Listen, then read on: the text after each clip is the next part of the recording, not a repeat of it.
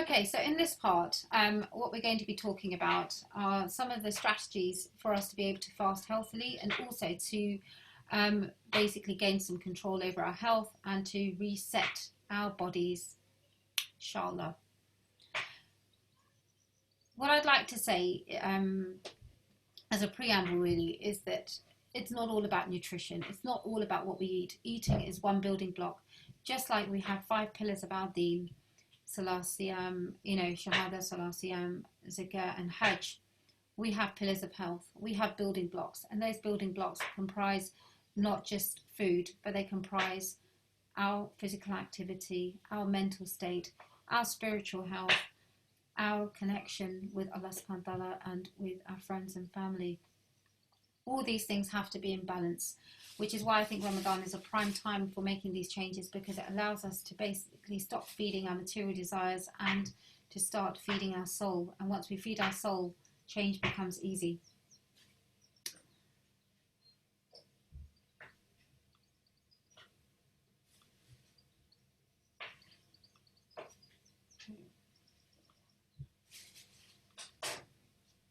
So the first thing I'd like to talk about, in this talk, we're going to be talking mostly about hydration and nutrition. And later on, inshallah, I hope to be able to share some of the other tips with you around sleep and exercise and connection, inshallah. What I'd like to do is start off initially with hydration. Now, we know that the body can only go without food for about 30 days, but without water for just 3 days. And Allah subhanahu wa ta'ala says in the Quran that He has made every living thing out of water. So the mistake that many of us make is that we place all our emphasis on food, but we do not think about water. Water comprises 70% of the human body. And in these longer days, we need to aim for approximately 2 litres of water a day. Of this, we know that, there are certain things like certain drugs like water tablets, blood pressure tablets that can make us lose water. So if you're on blood pressure tablets, you should be discussing this with your GP. Also caffeinated drinks such as tea, coffee, energy drinks and green tea can all affect our hydration. Green tea is seen as a superfood. It's full of antioxidants. However, it is quite high in caffeine, and if you are drinking it when you break your fast, you could be at risk of things like migraine and dehydration. We should also avoid sugary and sweet drinks because they pack a massive sugar punch to the liver, which is quite hard to metabolize and causes a spike in your insulin, which can leave you feeling very hungry and very moody. This also includes fruit juices because you are basically using the pulp of the fruit. If you process the fruit into a smoothie at home, you can somewhat mitigate that. However, purely extracting the juice can be quite hard for the liver to metabolize. The other tip I'd like to give you is to consume fluids throughout the Tarawih prayer. So do not drink your fluids all in one go when you break the fast, because your bladder will simply fill up and you'll have to pass urine. What you want to do is actually absorb the fluid. So you would take some fluid all throughout the night. So at your iftar time, at suhoor time, and throughout the Tarawih prayer. You can take it through a straw, you can take it through sips, but do not take it in one go. You could consider including coconut water, as that is a very good way of retaining fluids and maintaining hydration. And you could also have a soup perhaps at iftar time, as that's often a great way of increasing your fluid intake. For those people who are in sort of at-risk categories, so the elderly, those on diuretics or water tablets, diabetics, those with kidney problems, and children, should pay extra attention to hydration. And this, of course, becomes more important as the days get longer and warmer. In my household, we like to make a special tonic, which we find really, really hydrating. It's basically a blitzed up concoction of coconut water, whole lemon with the skin on, so I suggest an organic lemon, so there are no pesticides on the skin, whole ginger with the skin on, raw honey, a capful of apple cider vinegar. You would blitz all of that in a good quality blender and then refrigerate it. Serve it with mint to garnish, and you'll find that you have a highly powerful antioxidant hydrating concoction, which is quite refreshing and will also help to settle your stomach. So you could take this either when you break your fast at iftar time, or at suhoor time. Either is fine. Okay. The next thing I'd like to talk about is a little bit about coronavirus during this period of Ramadan. We've already touched on the fact that anybody who is sick is exempted, so that means all the rest of us should be fasting. But if you develop coronavirus symptoms, especially if you have a fever or shortness of breath or muscle aches or lethargy, you should not be fasting.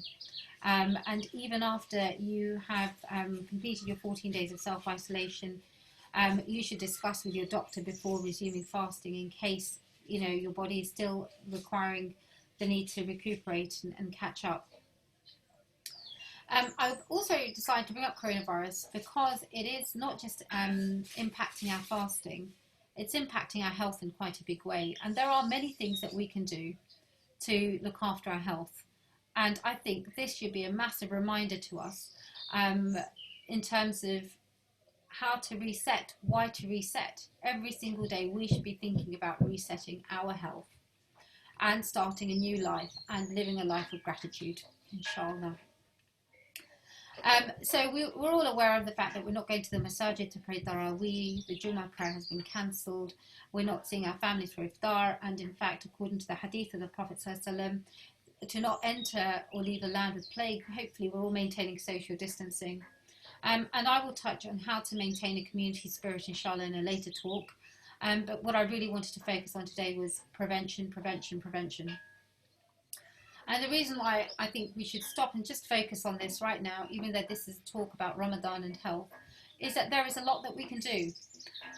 Apart from social distancing and hygiene measures, which, you know, alhamdulillah, we have the gift of wudu, you know, and cleanliness is half of our faith. We are discovering more and more that there are certain things that place us at higher risk of complications of coronavirus. Of these, the three big ones are obesity. Now, we know people that are obese are 37% more likely to develop severe complications of coronavirus, including intensive care admissions and death.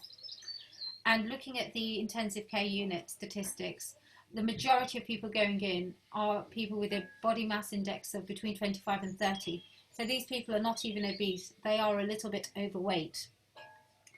So what I want to make very clear here today is that, inshallah, the changes that we can make today and this month, inshallah, will protect us against a lot of illness and infection going forward, because obesity is not just a risk factor for coronavirus. It is known to be associated with low vitamin D and with poor immunity overall.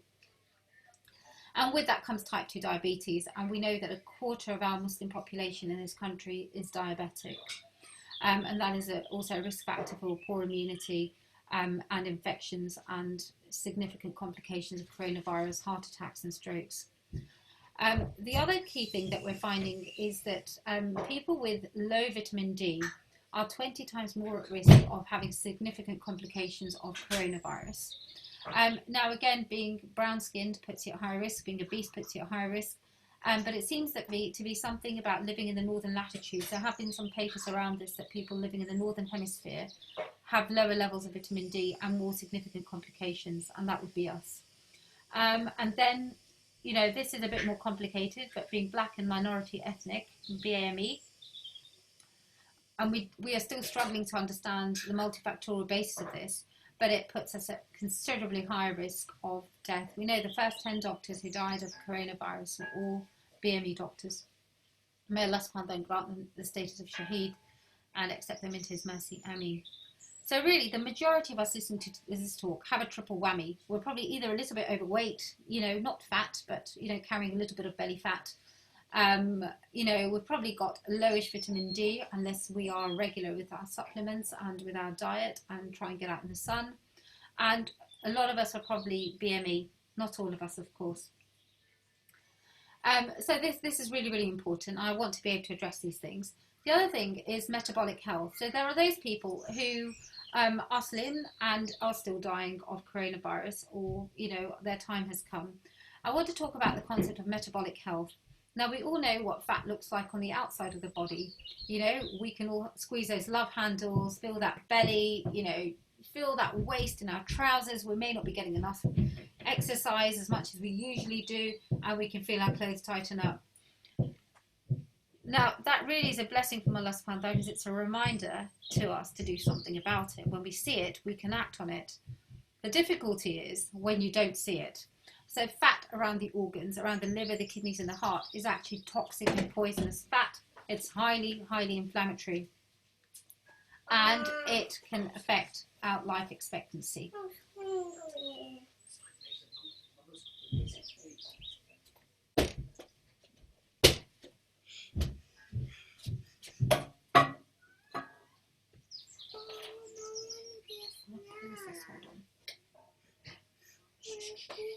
Okay. I can't pause the recording. Go to your dad. Dad will help you. Can you always help me for 1 second? I'll pause my thing. Okay.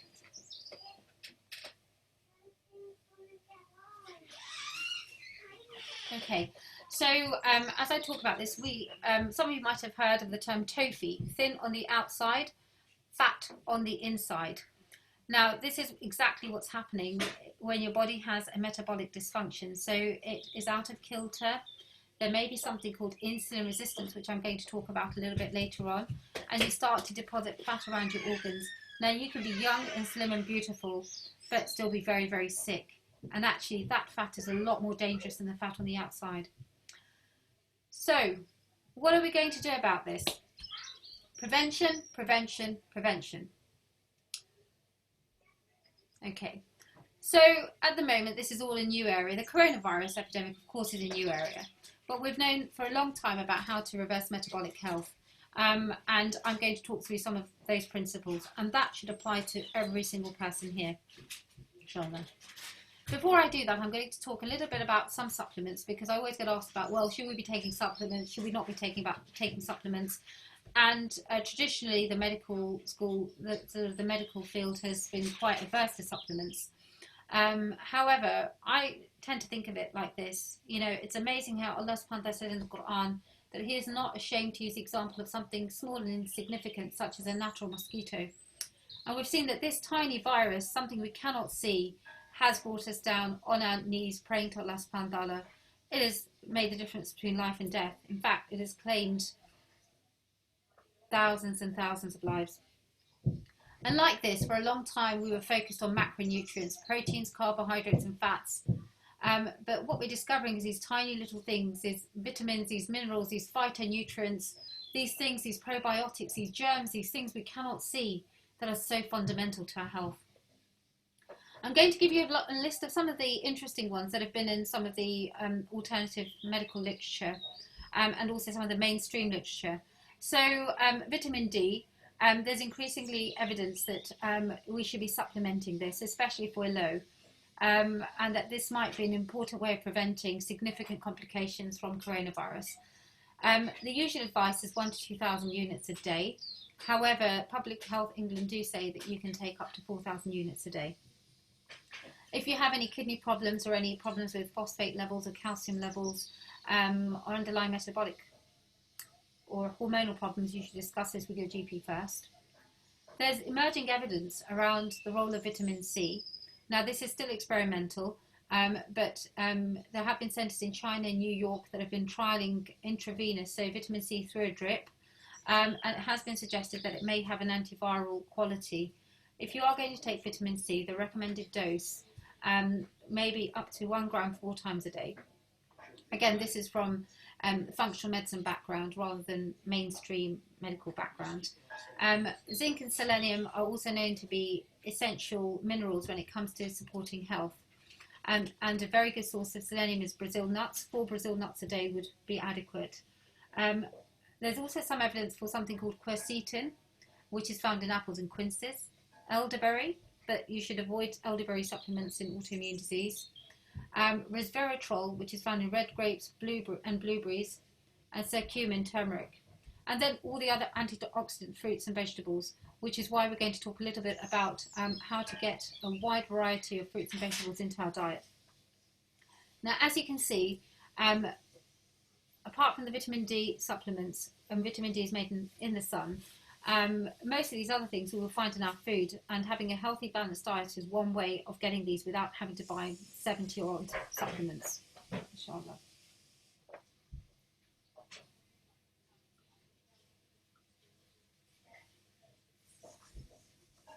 I'd also like to talk about some of the recommendations of Quran and Sunnah. And while we talk about all this amazing modern day research, you know, the Prophet ﷺ advises that flaxseed is a means of cure for every ailment except death. And this is narrated in Bukhari. Some of the Hakims are recommending 1 teaspoon twice a day. We could take it with the intention of following the Sunnah of the Prophet ﷺ, of seeking shifa. What we understand is that for every disease there is a cure, and that the sickness and the cure are from Allah subhanahu wa ta'ala. He is the cause and the effect. So while we, you know, take all these measures, our ultimate reliance, our tawakkul, is upon Allah subhanahu wa ta'ala. It's also been narrated in Tirmidhi, make use of the 2 remedies, honey and the Quran. And we know the Quran is shifa, al-Fatiha is shifa. There are many verses of shifa in the Quran, and Allah subhanahu wa ta'ala has, you know, specifically mentioned bees and their honey in the Quran, in Surah Al-Nahl. And the last principle I want to raise is that in Surah Al-A'raf, يا بني آدم خذوا زينتكم عند كل مسجد وكلوا واشربوا ولا تسرفوا إنه لا يحب المسرفين. So eat and drink and do not commit excess. And that comes down to the principles at the beginning of, you know, having balance and moderation and not committing excess. And if we take that away, we are really going to be on top of our health. Everything else is secondary to that. So before I move on, we've talked a little bit about background. We've talked about the importance of hydration. We've talked about some of the interesting supplements we may wish to incorporate in our diet. And we're going to talk a bit later about how to incorporate them. But I want to talk a bit about metabolic health next. And this is a little bit complicated, but I'm going to try and break it down and make it simple so that we all understand what's going on with our bodies and why some of us are reacting so badly to coronavirus, and also how we can reverse long-term diseases such as diabetes, reduce our blood pressure and gain control over many aspects of our health, inshallah. So bear with me.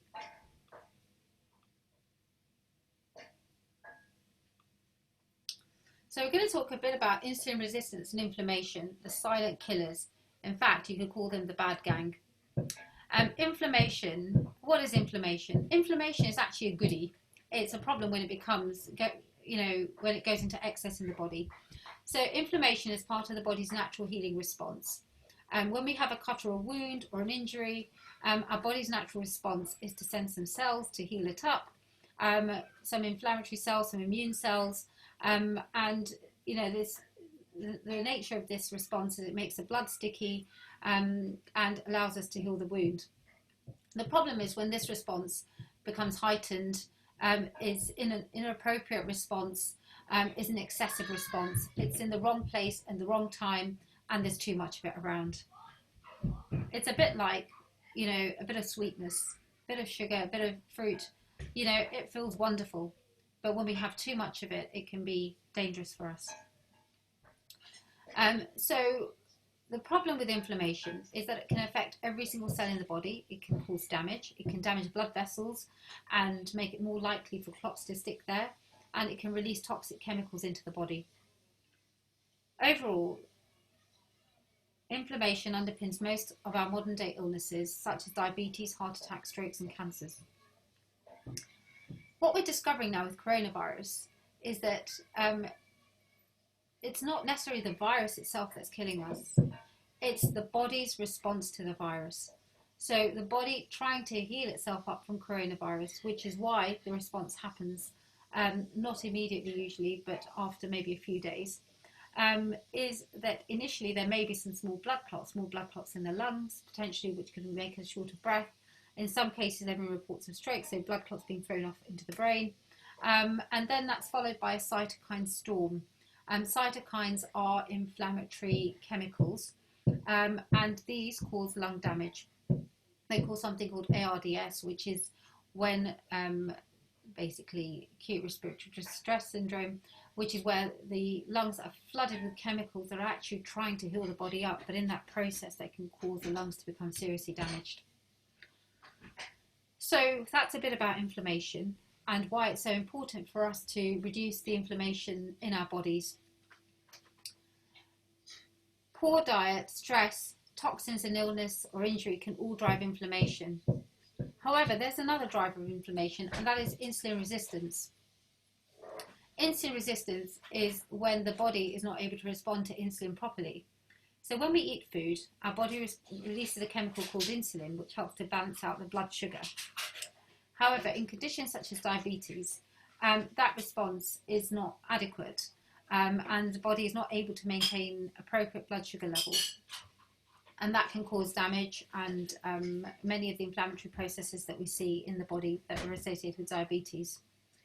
We also see this poor response to insulin in other conditions such as obesity, polycystic ovarian syndrome, and metabolic syndrome, which is where we have a bit of a beer belly and maybe some pre-diabetes and perhaps a slightly raised blood pressure. So I would say that metabolic syndrome affects a lot of people. And it's thought that approximately 60% of the UK population is in poor metabolic health, even if they are not obese. Lifestyle changes can help reverse insulin resistance and inflammation.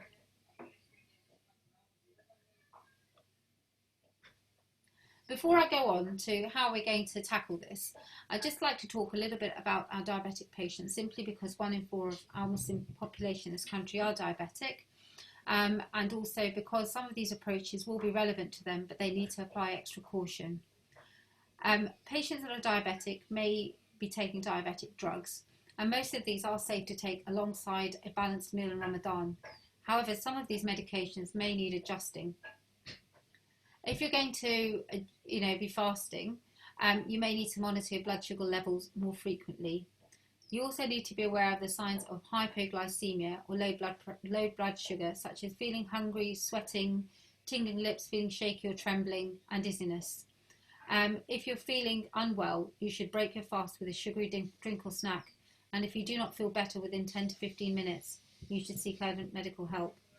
If your blood sugar falls below 4 millimoles per litre, again, you should seek urgent medical attention. On the corollary, we have hyperglycemia, so a raised blood sugar. If your sugars are above 15 millimoles per litre and you feel sick, or you have abdominal pain, fast breathing, or you feel dizzy and weak, again, you should seek urgent medical attention. So now coming on to the exciting bit. How are we going to eat for health? So this is the bit that I've been waiting to get to all this time. We are going to be talking about a diet that's going to be immune boosting, lower levels of inflammation, and allow us to manage that insulin resistance. I think this link between insulin resistance and inflammation is really interesting because it allows us to basically unpick a lot of health problems with very, very simple measures. As I've said before, for some people between 10 and 21 days, they can have significant results with their metabolic health. There were some papers back in the 50s and 60s where some insulin-dependent diabetics were taking aspirin, which is an anti-inflammatory medication for a joint problem. I believe it was arthritis. And while they were taking the aspirin, they ended up coming off the insulin. And that was partly because the inflammation had gone down, but what it had also done as an unexpected side effect was to lower their insulin resistance. So I think this is a really key and emerging area of science, and we can tackle the two things, kill two birds with one stone, inshallah. We've already talked about some of the immune boosting supplements, and I'm going to give you a list of superfoods.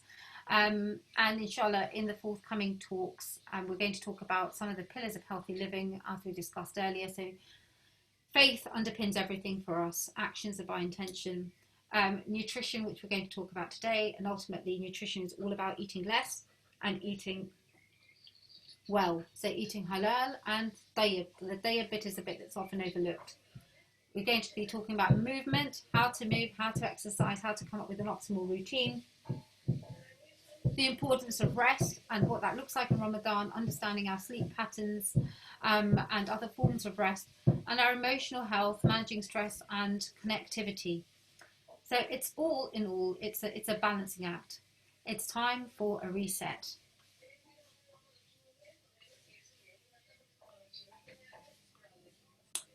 So you're going to need some bits and pieces. What I'd like you to do is, inshallah, after today's talk, get yourself some weighing scales, pop yourselves on and record your weight in kilos. You should also record your height in meters and centimeters.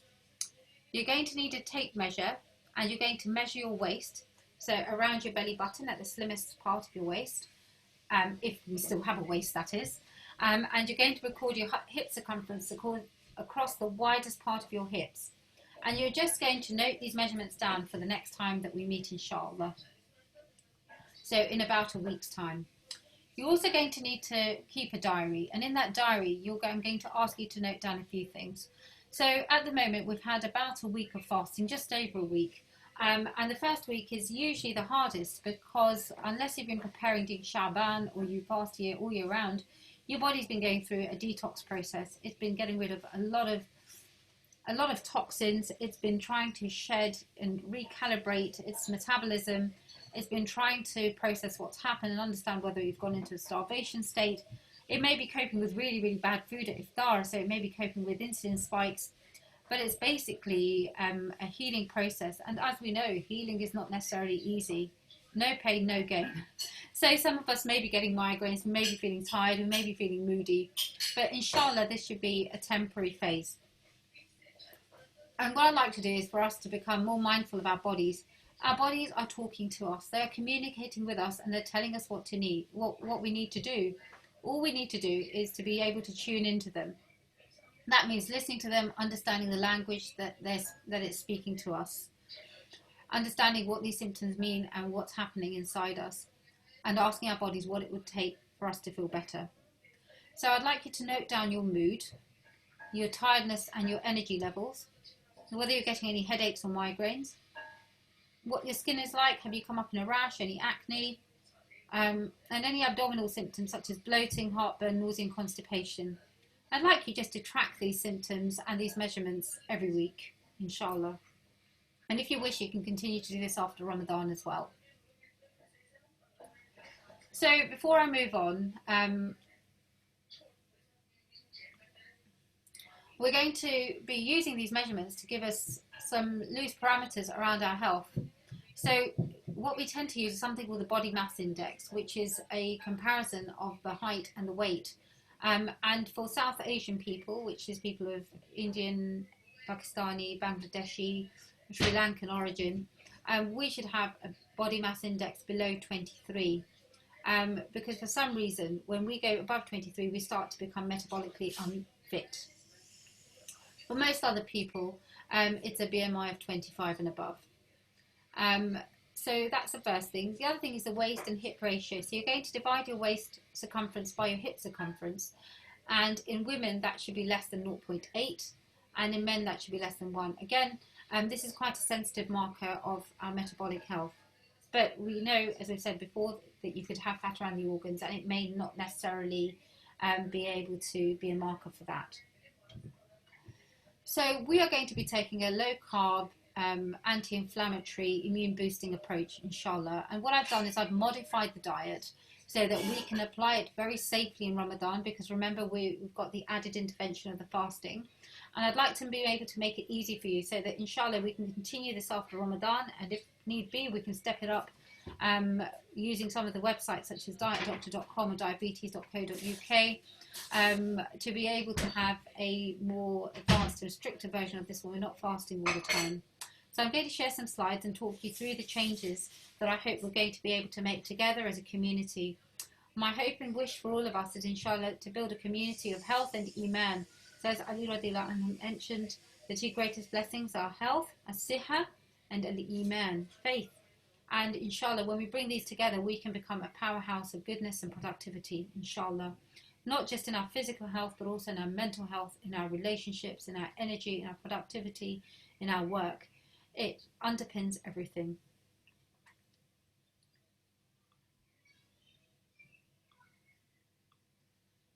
So it's always important to go through the do's and don'ts.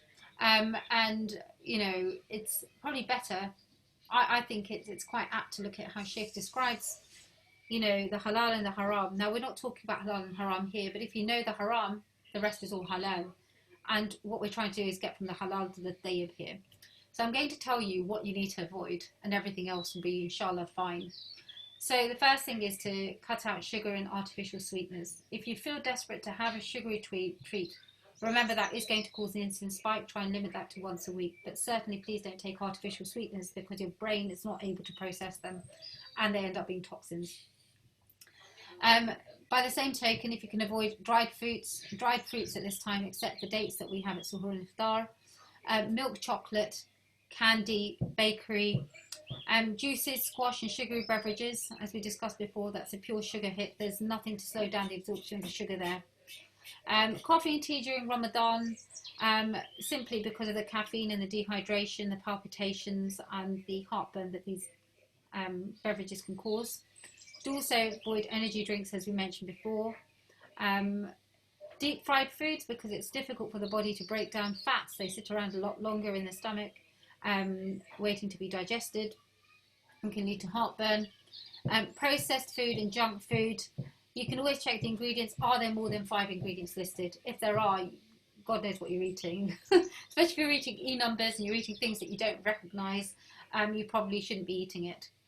Alhamdulillah, we have the blessing that there's almost no fast food around, although I believe McDonald's is due to reopen for delivery sometimes later in May. I understand there are children having tantrums and meltdowns over the lack of McDonald's, but alhamdulillah that we have this opportunity to cook at home and eat real food. The other controversial areas is seed and vegetables. These seem to have a higher proportion of omega-6 and tend not to be heart healthy, and in fact can be inflammatory. So if you're having omega supplements, it's very important that the balance of omega-3, 6 and 9 is correct. And lastly, GM foods. Allah subhanahu wa ta'ala does not want us to change what is within creation. We cannot even understand what is happening when we consume these foods. Okay, so those are the don't do's. Then we're going to talk about what foods we should be eating in much more carefully, so we should be monitoring and limiting. So overall, remember that we're not eating a lot. It's a third for food, a third for water, a third for air. We've got about 6 hours to do our eating, and we're going to be sleeping for a portion of those 6 hours. So we're not able to pack in as much into our bellies, alhamdulillah. So the choices we have to make then are very careful. It's a choice between, do I have it all or do I have what's best?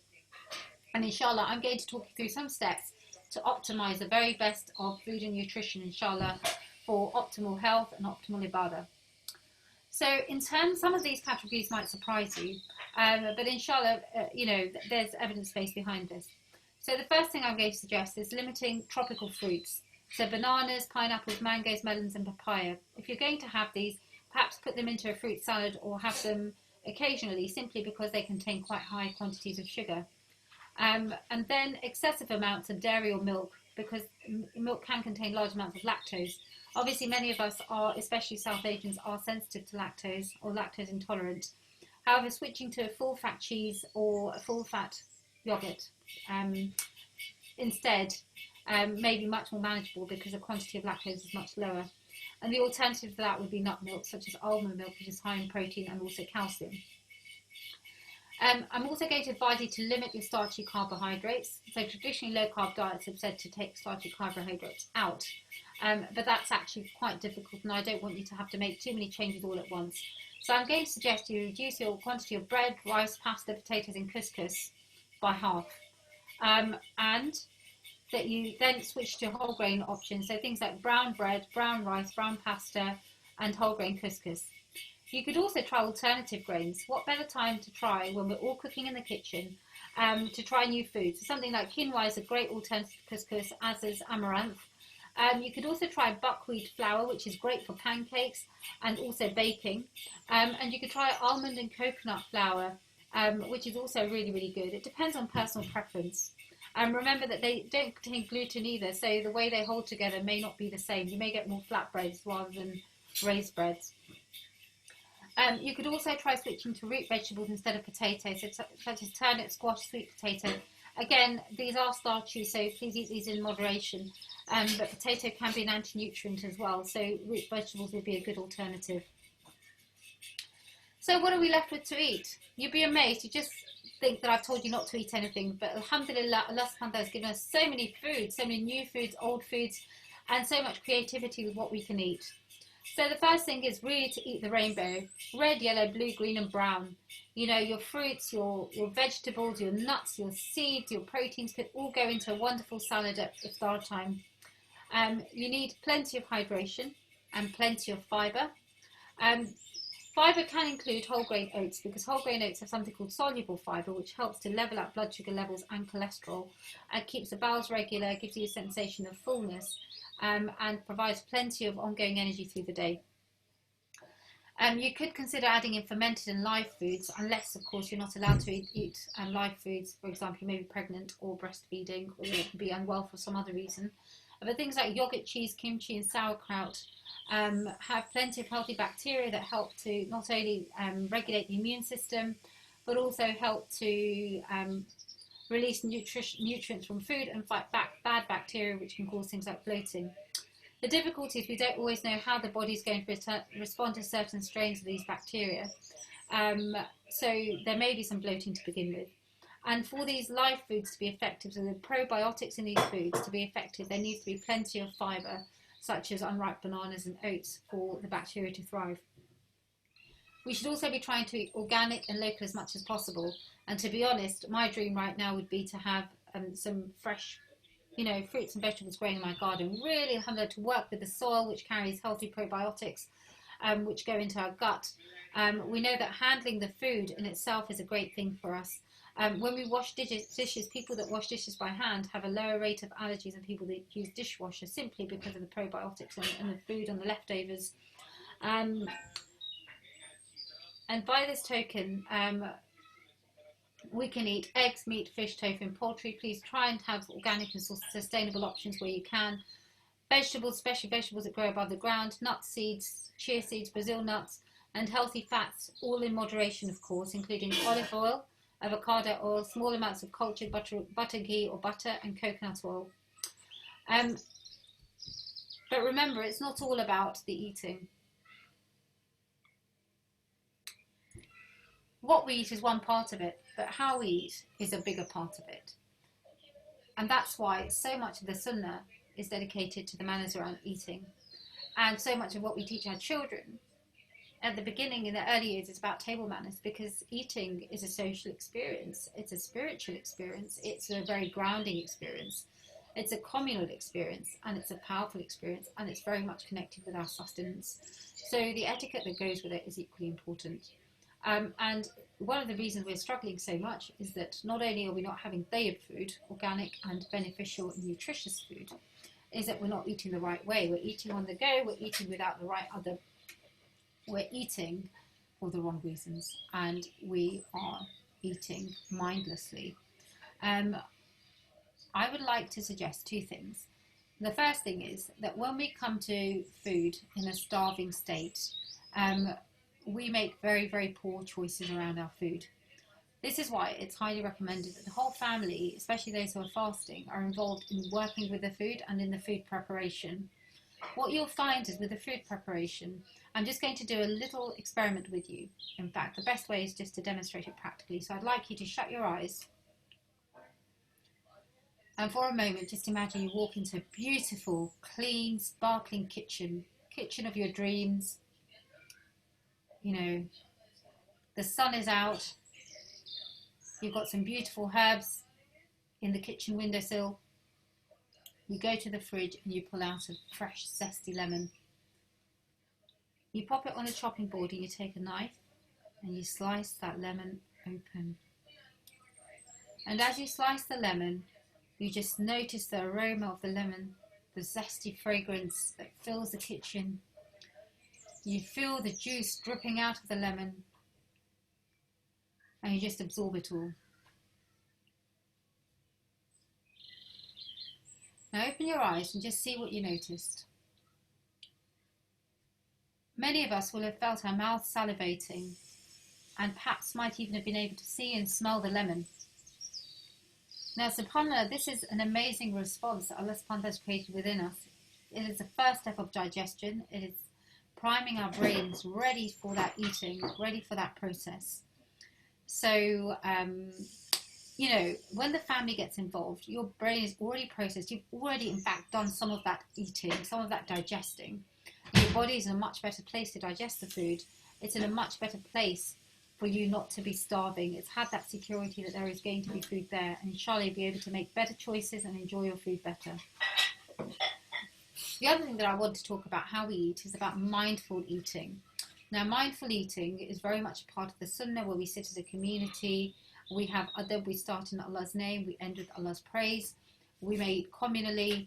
The Prophet said the believer eats out of one stomach, whereas the unbeliever may eat out of 7. So we eat in a moderate way, but the barakah is put into our food because of how we eat. And one good way of doing that is really just to sit down collectively as a family. You know, when you eat, chew your bite properly for about 10 seconds before you swallow, so you're not eating it without digesting it in the mouth. That's the second step of digestion. And before you fill up your plate again, allow 10 minutes. So a good opportunity would be that you have your first plate of starters, perhaps some dates, perhaps a smoothie, hydration, and maybe a rainbow salad or a light salad, or something along those lines that's going to, you know, give you the satisfaction that's been promised to the believer at the time, you know, when he breaks his fast, you know, then, and also when he meets his Lord. You feel that satisfaction, you feel that gratitude would be to have one plate, then go and pray Maghrib. That will take about 10 minutes. In that time, your body will have registered whether or not it's full. It takes about that length of time for that process to happen. Inshallah, you come back after the Maghrib Salah and you have your main meal. Okay.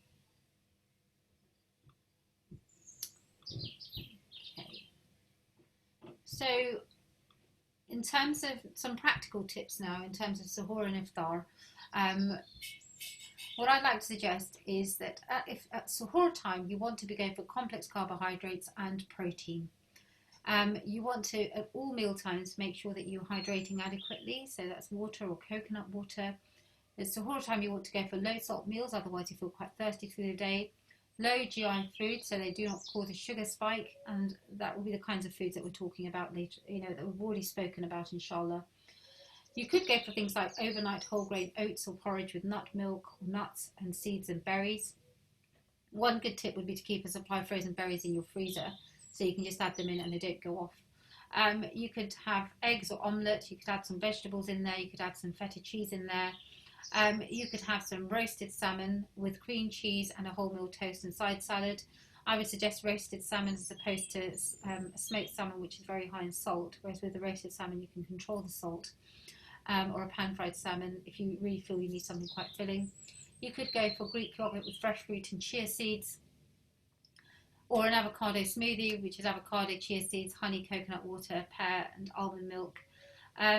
Again, traditional foods such as hummus and ful are quite good. They can be a little bit starchy because of the beans. However, if you limit the accompanying grains or bread, they should be fine to consume.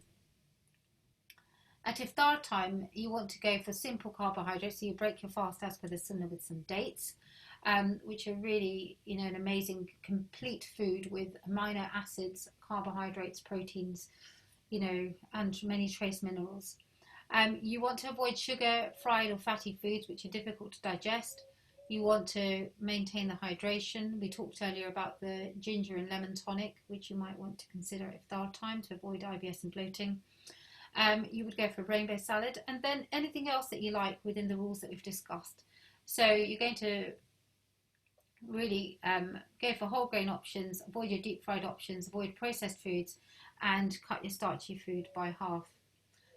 On a final note, people always get, you know, really interested in, well, what can I eat? What's a superfood? How can I jazz my food up? Now, this list is not for everybody. I've tried to include conventional options, but if you're a bit like me, I like to be creative and try new things. and my family have to consume those new things, often without knowing. But inshallah, my intention is to feed them halal and tayyib food. And remember, if you're making salawat upon your food as you cook, again, serving your food for your family is a rewardable action, and doing the salawat will bring a lot of barakah to the meal that you prepare, inshallah, and hopefully ward off illness. So here again, we've mentioned the dates. Obviously, we don't want to consume an excess of dates, but an odd number, maybe, if you're having majul, 1 date or a maximum of 3 would be enough at suhoor or iftar time. It's quite difficult to have much more than a few dates, really. You could pack in the chia seeds, which are high in omega-3. Pomegranate, the Prophet ﷺ has mentioned that in every grain of the pomegranate there's a drop from Jannah.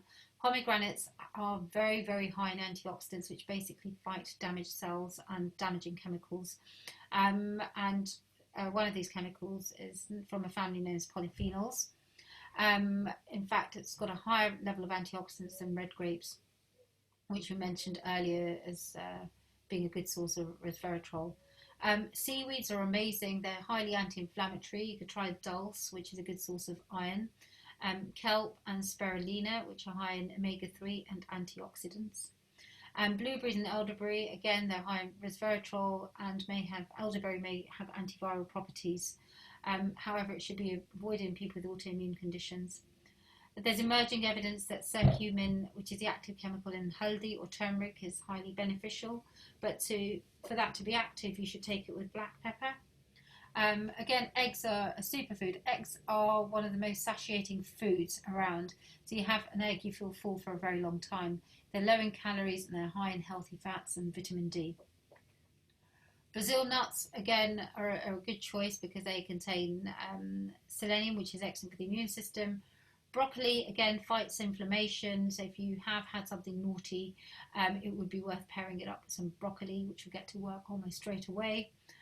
Raw honey, again, there are so many hadith and verses around honey, but it's a natural antimicrobial, fights infection, and should be, the Prophet ﷺ used to take it with water and encourage people to take it.